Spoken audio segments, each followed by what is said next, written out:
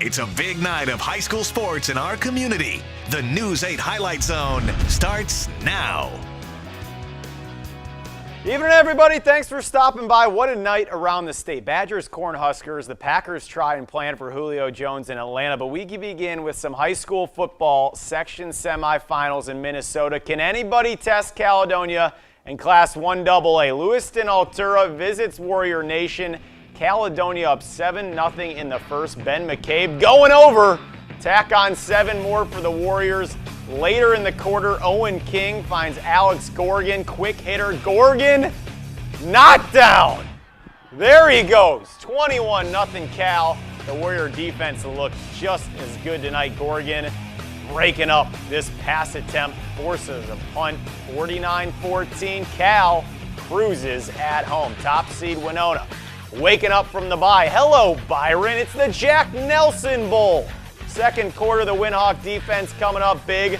They bring the pressure. Nick Waldo grabbing the QB. That's a sack. Forces a punt. Ensuing drive. Robert Warren on the carry. Takes it down to the 5-yard line in the rain. Next play, Warren gonna finish it off. Right up the middle. Keep it simple. No one home for Byron. That's a touchdown. The Windhawks by 25 on their home field. Class 1A, Rushford Peterson and Blooming Prairie. The Trojans top Blooming Prairie by 20 week 1. Opening kickoff. Doesn't take long when you've got Noah Carlson. Yep, I'm still out here, Prairie. He takes it back to the house. 7-0 Trojans. Next possession, Rush Pete, Landon Scallett. Let's go deep. Lucas Rasmussen. That's a catch. Trojans up 14. And then it's that Carlson guy. 25 yards. Trojans up 3 scores. They're fun to watch. 41-12. Rush Pete looking good tonight. Couple of finals out of the 9-man football. Spring Grove and Mabel-Canton. It was all lines in the regular season meeting. Third quarter, Spring Grove up big. Alex Foles connects with Ethan Matz. 6 more. Lions up 42-zip. Later in the quarter, Mabel-Canton. Little answer. Drew Weifels finds Hunter Erickson. They're on the board. Your final tonight, Spring Grove all over Mabel-Canton.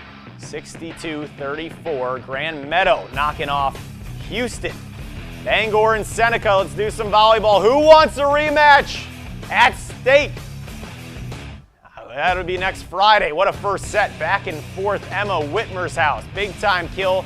27-25, they take it, but back comes Seneca. Michelle Clark with the stuff at the net, 25-22.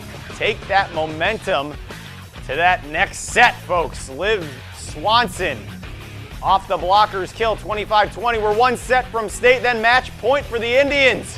Ailey Wall, the big winner, 3-1. It is state for Seneca over Bangor. We believed is the biggest thing. We knew we could do it, and that's the biggest thing. Like, playing our hearts out, getting through that first game was the biggest thing that we had to do. We're a completely different team than when we first started. We became a team that worked together. And it's a final from Rochester. Caledonia over Wabasha Kellogg in 4. Mabel-Canton storms back to top Fillmore Central. These two meet up Thursday for a 1A East title. Back to Wisconsin, the Division IV boys soccer sectional title goes to Phillips, 1-0 over Arcadia. Still ahead on News 8, Aquinas volleyball also trying for state. And then there was cross country. There's some champs coming home. That's on the other side of the break. So 3 local volleyball clubs alive entering tonight. You saw Seneca moving on against Bangor in Division IV. And then there is Aquinas. Division III sectional final, number 1 Grantsburg, the number 1 Blue Gulls. Blue Gulls dropped the first match, 26-24. Set 2, Courtney Conway kill gives Aquinas a 25-23 win, match tied 1-1. Third set, Blue Gulls get out to a big lead. Shayna Nicolati, the block. They open up an 8-point, 8-2 advantage. Lexi Donarski knocking defenders over with some of the kills she had tonight. 25-19, they lead the match 2-1. Grantsburg wins set 4, so we play on. Match point, that's out of bounds. Aquinas wins in the 5th, 15-6. The Blue Goals heading on to state with more. Here's News 8 Sports Director Greg Wavernick.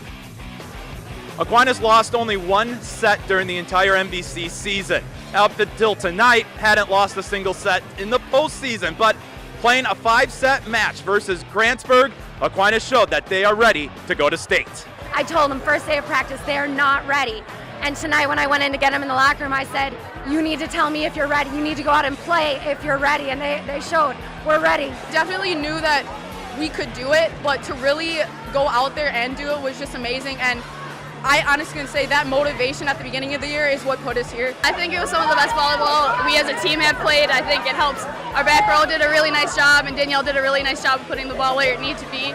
And the other hitters did a nice job of mixing it up so I could get open sets. This is something we've all been talking about since sophomore year, so it's just really surreal right now, and we're all just really excited. Aquinas' first WIAA state appearance will be this Friday at 1 o'clock in Green Bay.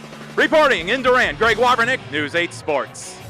Excellent. Thank you, Greg. State cross country also running today at Wisconsin Rapids. Let's hear it for the locals. It's a good showing today. Wisconsin Rapids. Yes, this course where every runner in the state wants to be. Division III, David Vanucci, a Luther, 15:59. He's first.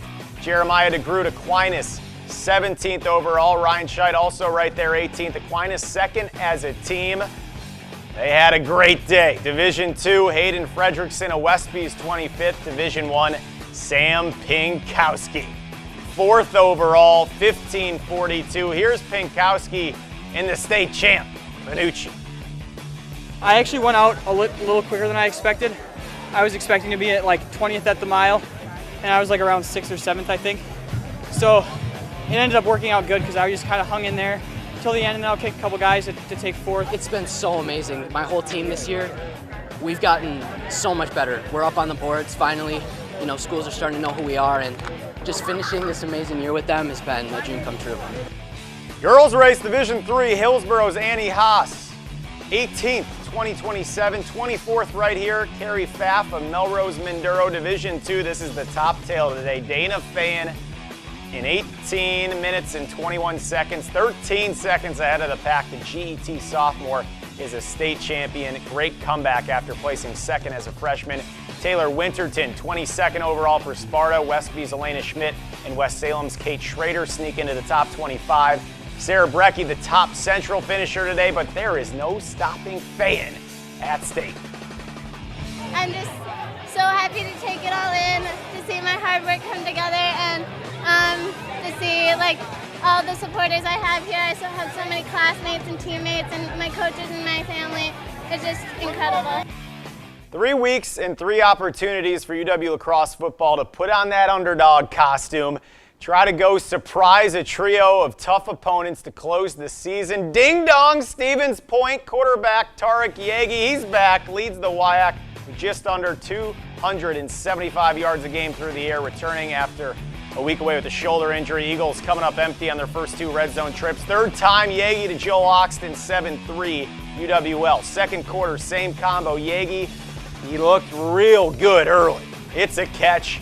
UWL up 14-3. Third quarter, 14-10. Yagi sacked, and that's that bad shoulder.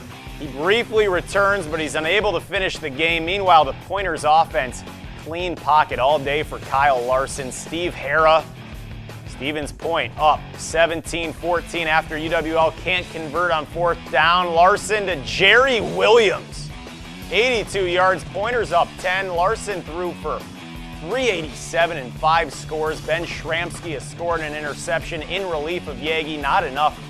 38-22, the Eagles drop their 3rd straight in conference. I mean, when you're 2 for 6 in the red zone, it's going to be tough to win a game. And we had our opportunities, and when you don't cash in on those things against a good team like that, they're going to eventually get going, and you've just wasted your shots back down there, and we just couldn't bounce back from that. They just made big plays. We had a couple breakdowns, missed some tackles, didn't play as well as we're used to playing, and that hurt us.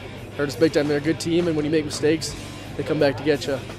6-2 Winona State, 5-3 Augustana. 3 lead changes in the final 4 minutes here for starters. Opening drive, Jack Nelson, touchdown, 17 yards, 7-0 Winona. Not pictured, Paul Preston runs for 198 yards. Later in the first, try to figure this out. That's an interception. Nick Pridgeon. A little lucky, but that's why you hustle. Fourth quarter, Augustana scored with 18 seconds to get within one. They go for two and get the win. 21-20, Winona goes down in Sioux Falls.